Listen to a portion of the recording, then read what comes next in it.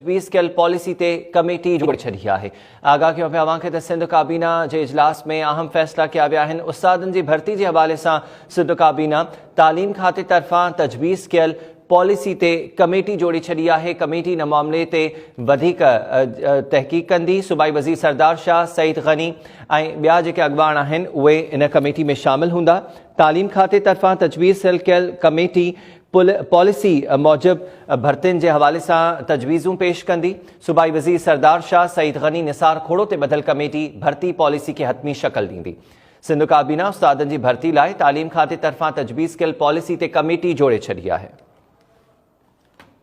इन हवाले से वधिक तफ़सील मालूम कयूं था टाइम न्यूज़ के रिपोर्टर दोदो चांडियो खां। दोदो, आगाह कजो, सिंध काबीना जो इजलास थी रहियो आहे। उस्तादनि जी भर्ती के लाइ कमेटी जोड़ी वई आहे जेका पॉलिसी ठाहींदी।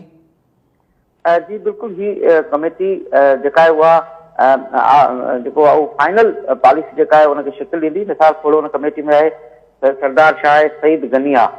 ही 3 रुकनी कमेटी है। इनमें तय जो अॼोको एजुकेशन डिपार्टमेंट जो रिपोर्ट जमा कराई हुई उनमें उनजो चवण हो त जेके नयूं भर्तियूं आहिनि उस्तादनि जूं उहे यूनियन काउंसिल तहलके वाइज़ हूंदियूं ऐं उनमें जेके ग्रेड वाइज़ आहिनि, यानी मार्क्स जेके आहिनि, जेकॾहिं कंहिंजो बीएड कयल आहे ऑनर त उनखे 4 मार्कूं वधीक ॾिनियूं वेंदियूं।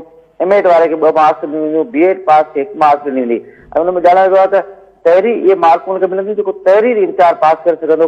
उन खां सवाइ उस्तादनि जी भर्ती जेका आहे उहा एनटीएस जेका टिंक्स जे ज़रिए थींदी। सीनियर उस्तादनि जी भर्ती जेको आहे उहो सिंध पब्लिक सर्विस कमीशन ज़रिए कई वेंदी। 5% कोटा जेका आहे उहा डिसेबल जेके माण्हू आहिनि उन्हनि जे लाइ हूंदी ऐं उनखे ॿुधायो वियो त पीएसटी 30,000 सीटूं आहिनि ऐं जीएसटी जूं 70,000 सीटूं आहिनि।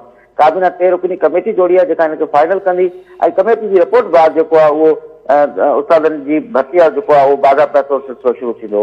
जी अपडेट करण लाइ महिरबानी अवां जी दोदो चांडियो। आगाह कयो पिया अवां खे त सिंध काबीना उस्तादनि जी भर्ती जे लाइ तालीम खाते तरफ़ां तजवीज़ कयल पॉलिसी ते कमेटी जोड़े छड़ी है। इन कमेटी में सूबाई वज़ीर सरदार शाह सईद गनी निसार खोड़ो शामिल